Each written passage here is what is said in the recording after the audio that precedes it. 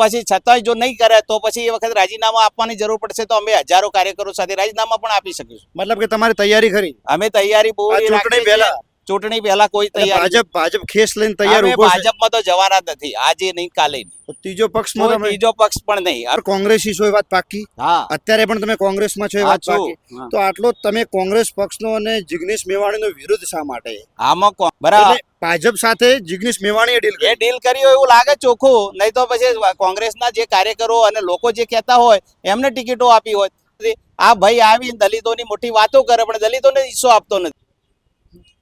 જે સ્થાનિક સ્વરાજ્યની ચૂંટણીનો રંગ જામ્યો છે અને પોતપોતાના પક્ષ જીતવા માટે કાવા દાવા કરી રહ્યા છે, પરંતુ આપણી સાથે બનાસકાંઠા જિલ્લા પંચાયતના પૂર્વ ન્યાય સમિતિના પ્રમુખ આપણી વચ્ચે ઉપસ્થિત છે. આપણે એમના દ્વારા જાણવાનો પ્રયાસ કરીશું. કાકા, કેવો છે માહોલ અને ચૂંટણી કઈ દિશામાં જઈ રહી છે? અત્યારે બનાસકાંઠા જિલ્લામાં આમ જોવા જઈએ તો કોંગ્રેસ તરફી બહુ સારામાં સારો માહોલ કે બનાસકાંઠામાં જિલ્લા પંચાયતની ચૂંટણીમાં કોંગ્રેસ વિજયી બને. પરંતુ અત્યારે એવું થઈ ગયું કે જે માહોલ હતો એ આખો ઊંધો પલટાઈ જાય એવું કરવામાં આવ્યું, કારણ કે જે ટિકિટોની ફાળવણી જેવી રીતે કરવામાં આવી તો એના કારણે થઈ અને કોંગ્રેસ હવે જીતવું બહુ મુશ્કેલ થઈ જશે. કારણ કે વાલા દવલાવાળી નીતિ અને જે તે ધારાસભ્યો કે જેમણે દબંગાઈ કરી એવા વડગામના ધારાસભ્ય જિગ્નેશ મેવાણી દ્વારા વડગામ તાલુકામાં અને વડગામ વિધાનસભા વિસ્તાર તથા પાલનપુર વિસ્તાર જ્યાંથી સૌથી વધારે કોંગ્રેસને સીટો મળતી હતી એવા વિસ્તારોમાં જુદી જુદી જગ્યાએથી લોકોને ક્યાંયથી ક્યાંય ઉપાડી અને ટિકિટો આપી અને એમને જે રીતે ચૂંટણી લડાવી રહ્યા છે તો અત્યારે આખો માહોલ બગડી ગયો છે. અને એ બગડવાનું મુખ્ય કારણ એને જવાબદાર જિગ્નેશ મેવાણી છે, જેને કોઈ પડી નથી. કારણ કે એ તો પોતાના સારવા જેવા વિસ્તાર કે અમદાવાદમાં રહે છે, એનું જન્મસ્થળ છે, ત્યાં એ જગ્યાએ પોતે લડી શકતા નથી, પણ બીજા બહારના વિસ્તારોમાં આવી અને બહુ મોટા નેતા બની ગયા છે, રાષ્ટ્રીય નેતા પોતાને કહેવડાવે છે.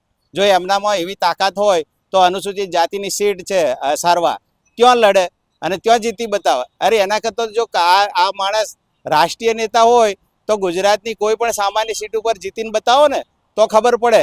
આ તો વડગામમાં તો દલિતો અને મુસ્લિમોની મોટી મેજોરિટી વાળો વિસ્તાર છે અને એને પણ હવે અત્યારે જે એ ગ્રેડની સીટ હતી કોંગ્રેસની એને સી સુધી લાવી દીધી. એમને જઈને પૂછો કે તમે આ વખતે કેમ આટલા વોટે જીત્યા?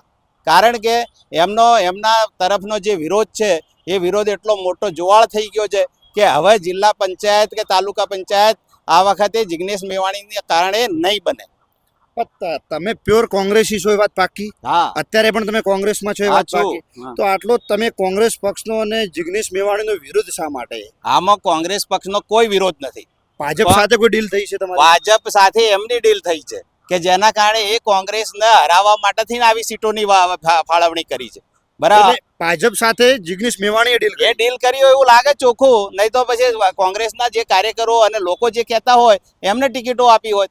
અને એમાં અનુસૂચિત જાતિના લોકોને પણ જે રીતે પ્રાધાન્ય મળવું જોઈએ એવી જુદી જુદી જ્ઞાતિઓ છે, વાલ્મીકી સમાજ છે, રાવત સમાજ છે, તીરબધા સમાજ છે, વણકર સમાજ છે, આ બધાની સાથે જે એમના હિસ્સો એમના પ્રમાણમાં હોવો જોઈએ. આજે ડૉક્ટર બાબા સાહેબ આંબેડકરની જન્મજયંતિએ હું એમને વંદન કરી અને એમની જ વાત કહું છું કે બાબા સાહેબે જે સમાનતાની વાત કરી હતી, જે દરેકને હિસ્સો પોતાનો મળવો જોઈએ એની વાત કરી હતી, તો એ હિસ્સો અત્યારે એમને મળતો નથી. આ ભાઈ આવીને દલિતોની મોટી વાતો કરે પણ દલિતોને હિસ્સો આપતો નથી. તમે જિગ્નેશભાઈની વાત કરી, તમે આ બાબતે તમારી નારાજગી વ્યક્ત કરી? તમે હું પ્રદેશ પ્રમુખ સુધી વાત કરી આવ્યો છું, કોંગ્રેસના મોટા મોવડી મંડળ નેતાઓને વાત કરી આવ્યો છું.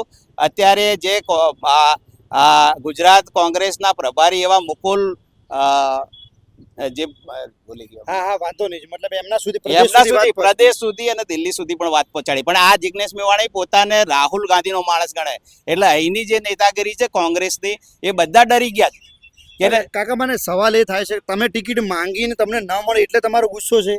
મેં ટિકિટ માંગી નથી.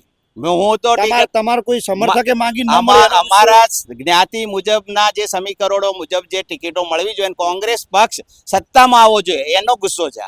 તો હવે આ ભાઈના આવા પ્લાનિંગ થી સત્તામાં નહીં આવી શકે એ વાત છે. તો પણ હવે શું, તમે પક્ષ પલટો કરવાની તૈયારી કરતા નથી ને? ના, અમે પક્ષમાં જ છીએ અને પક્ષમાં જ રહેવાના છે, પણ પક્ષમાં ન્યાયની વાત તો કરવી પડે. બરાબર એ વાત કરી છે અને પછી છતાંય જો નહીં કરે તો પછી એ વખત રાજીનામા આપવાની જરૂર પડશે તો અમે હજારો કાર્યકરો સાથે રાજીનામા પણ આપી શકીશું. મતલબ કે તમારી તૈયારી ખરી અમે તૈયારી બહુ આ ચૂંટણી પહેલા ચૂંટણી પહેલા કોઈ એટલે તૈયારી ભાજપ ખેસ લઈને તૈયાર અમે ઉભો છે ભાજપમાં તો જવાના જ નથી, આજે નહીં કાલે નહીં. તો ત્રીજો પક્ષમાં કોઈ તમે ત્રીજો પક્ષ પણ નહીં. અમે જે અમારા એનજીઓ ના સંસ્થાઓ સંગઠનો કામ ચાલે છે એ કામ કરશું. લોકોના જે કામ કરતા હતા આટલા વર્ષોથી કર્યા છે ને હજુ ચાલુ જ રાખીશું. પણ તમે કટ્ટર કોંગ્રેસી છો એટલે મારે હા, એ પૂછવું છે. કટ્ટર કોંગ્રેસી રહીશું જ, એમાં કોઈ નથી. પણ આ જે કોંગ્રેસ છે ને એ હવે લેફ્ટિસ્ટ કોંગ્રેસ થવા મળી છે, એનો વિરોધ છે. જે ખરેખર ઓરિજિનલ કોંગ્રેસ હતી, રાહુલ ગાંધી હોય, સોનિયા ગાંધી હોય કે ઇન્દિરા ગાંધી હોય, નહેરુજીની કોંગ્રેસ, એની જગ્યાએ હવે આ લેફ્ટિસ્ટ વાળાની કોંગ્રેસ બની રહી છે, એનો વિરોધ છે. તો કાકા હવે એનું સોલ્યુશન શું, સમાધાન શું? સોલ્યુશન તો એવા ઉપરના મોવડી મંડળે કરવું પડે ને. અમે તો અમે કાર્યકર નાના કાર્યકરે અમે અમારી વાત અહીં રજૂ કરીએ. તમારા થ્રુ જનતામાં વાત જાય, લોકોમાં જાણે અને એ પણ લોકો જાણે, એના પછી એનું કંઈક નિરાકરણ લાવે તો અમે તો કોંગ્રેસ સાથે જ છીએ. એટલે તમારો સ્પષ્ટ આક્ષેપ છે કે જિગ્નેશ મેવાણી સાથે ભાજપની કદાચ ડીલ થઈ છે એટલે આવી સીટો ટિકિટો એ પ્રમાણે ફાળવી છે. અને અત્યારે જ તમે જુઓ એ ભાઈ જ્યારથી પણ કોંગ્રેસમાં આવ્યા છે, જ્યાં જ્યાં જેટલા પ્રચાર દેશમાં ગુજરાતમાં બધે કર્યા એ તમામ જગ્યાએ કોંગ્રેસ હારી છે.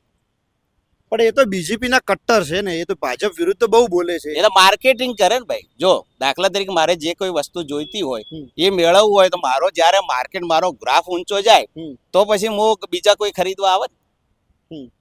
પણ તમે એમ કહો છો કે જિગ્નેશ મેવાણી કદાચ એ થિયરીથી ચાલતા હોય કે નવા માણસને, નવા યુવા ચહેરાને, હમ. નવી સમાજને મોકો હા, મળે તો એમાં હું તૈયાર છું. પણ એવું ના હોય કે જિગ્નેશ મેવાણી તો કોઈ પટ્ટાવાળો હોય, કોઈ ડ્રાઈવર હોય, કોઈ પ્રદેશ પ્રમુખનો ડ્રાઈવર હોય, એવા ટિકિટ લાગે જે પણ એ તો વર્ષોથી નાગરિક, દરેકને નાગરિક ટિકિટ મેળવવાનો પણ અધિકાર છે. કોંગ્રેસના જે કહેવાય ને એની સિસ્ટમમાંથી પસાર તો થવું પડે ને.